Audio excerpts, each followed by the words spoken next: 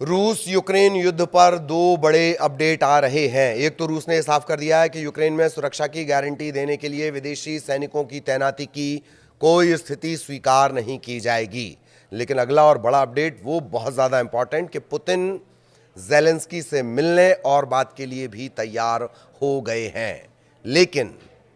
लेकिन इस लेकिन का जवाब भी आगे मिल जाएगा। नमस्कार, मैं ललित प्रजापति। बड़ी खबर से आपको बता दें, रूसी राष्ट्रपति पुतिन ने यूक्रेन युद्ध पर बड़ा बयान दे दिया।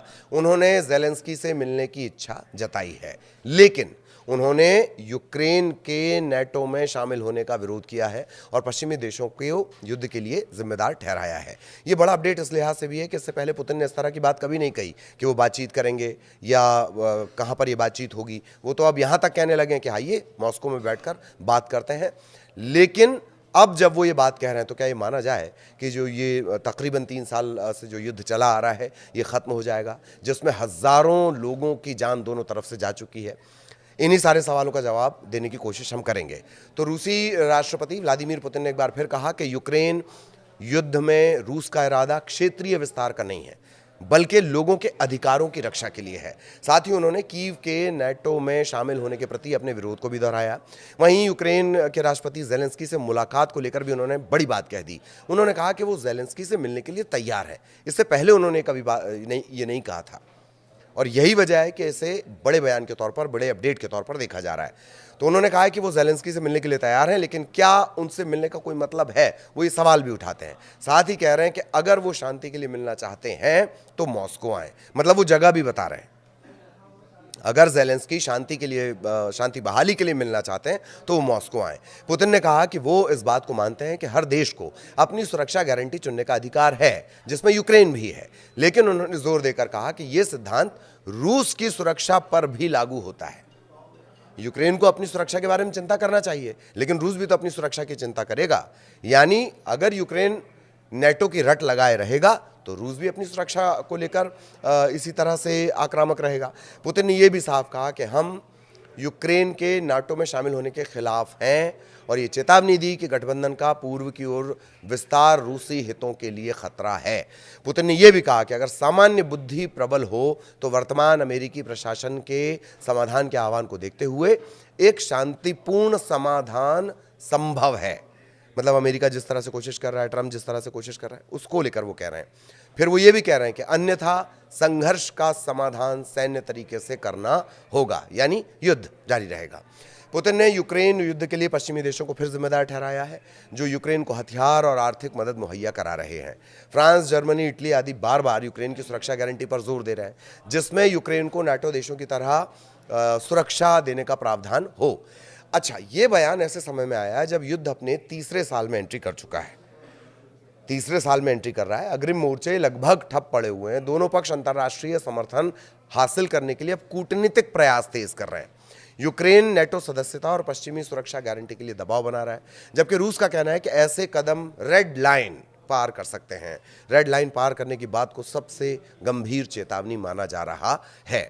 अब इस युद्ध का दूसरा पहलू, रूसी सरकारी मीडिया के मुताबिक रूस ने साफ कर दिया कि यूक्रेन में सुरक्षा की गारंटी देने के लिए विदेशी सैनिकों की तैनाती की कोई स्थिति स्वीकार नहीं की जाएगी। क्रेमलिन के प्रवक्ता दिमित्री पेस्कोव ने रूसी मीडिया से बात करते हुए कहा कि क्या विदेशी, खासकर यूरोपीय और अमेरिकी सैन्य टुकड़ियां यूक्रेन को सुरक्षा और गारंटी दे सकती हैं? बिल्कुल नहीं, वे नहीं दे सकते हैं। ये बयान ऐसे समय आया जब फ्रांस के राष्ट्रपति इमैनुअल मैक्रों ने कहा था कि 26 पश्चिमी देशों ने औपचारिक रूप से यह वादा किया है कि युद्ध विराम होने के अगले दिन वो जमीन, समुद्र या हवा किसी भी रास्ते से सैनिक भेज सकते हैं। कोलिशन ऑफ विलिंग नामक 35 देशों के शिखर सम्मेलन के बाद मैक्रोन ने यह बात कही कि आने वाले दिनों में अमेरिकी समर्थन को अंतिम रूप दे दिया जाएगा। इस बैठक में यूरोपियन यूनियन समेत जो 35 देशों के नेता हैं वो शामिल हुए। सेना भेजने के मामले में इटली की जो मुखिया हैं मेलोनी, उन्होंने हालांकि साफ मना कर दिया, लेकिन वो इस बात की पक्षधर हैं कि शांति होनी चाहिए, अब शांति हो जानी चाहिए। खैर, 35 देशों के नेता इस शिखर सम्मेलन में शामिल हुए। यूक्रेनी राष्ट्रपति ज़ेलेंस्की ने समिट के बाद अमेरिकी राष्ट्रपति ट्रंप से भी बातचीत की है और गारंटी के लिए कहा है, समर्थन देने के लिए कहा है। अमेरिकी राष्ट्रपति डोनाल्ड ट्रंप ने हाल ही में संकेत दिया था कि अमेरिका का समर्थन शायद हवाई मदद के रूप में आ सकता है। वहीं यूक्रेन के राष्ट्रपति वोलोदिमीर ज़ेलेंस्की ने कहा है कि उन्होंने ट्रंप से यूक्रेन के आसमान की अधिकतम सुरक्षा पर बात की है, अधिकतम सुरक्षा पर बात की है। यूरोपीय अधिकारियों का कहना है कि यूक्रेन में शांति अभी दूर की कौड़ी लगती है, लेकिन वो युद्ध खत्म होने के बाद किसी भी इमरजेंसी के लिए तैयार रहना चाहते हैं। वे मानते हैं कि इस प्रयास से यूक्रेन को अपने समर्थन का भरोसा वो दिला सकते हैं। साथ ही उम्मीद करते हैं कि ट्रंप उनके फैसलों में शामिल होंगे। इस बैठक में यूरोपीय देशों के अलावा कनाडा, ऑस्ट्रेलिया और जापान भी शामिल हुए। इस गठबंधन ने कई बार सैन्य और राजनीतिक स्तर पर बैठक की है, लेकिन अब तक कोई विस्तृत योजना सार्वजनिक नहीं की गई है। और इसी संगठन ने जब ये कहा कि हम अपने सैनिक भेजेंगे, युद्ध विराम कर दीजिए, उसके बाद सैनिक हम तैनात कर देंगे, इमरजेंसी से निपटने के लिए तैयार हैं, तब रशिया का ये रिएक्शन आया है कि किसी भी तरह का जो सैन्य दखल है वो यूक्रेन में ये बिल्कुल ठीक नहीं होगा। रशिया का ये कहना है कि ये बिल्कुल ठीक नहीं होगा और इसको लेकर रूस सहमत नहीं है। और दूसरी बड़ी बात कि जो पुतिन ने कही है कि हाँ, वो ज़ेलेंस्की से बात करने के लिए तैयार हैं और मॉस्को आए, बात करें। लेकिन वही है जिसे हम अब तक ही बोलते रहे कि रूस सशर्त युद्ध को रोकना चाहता है, रूस अपनी शर्तों पर युद्ध को रोकना चाहता है।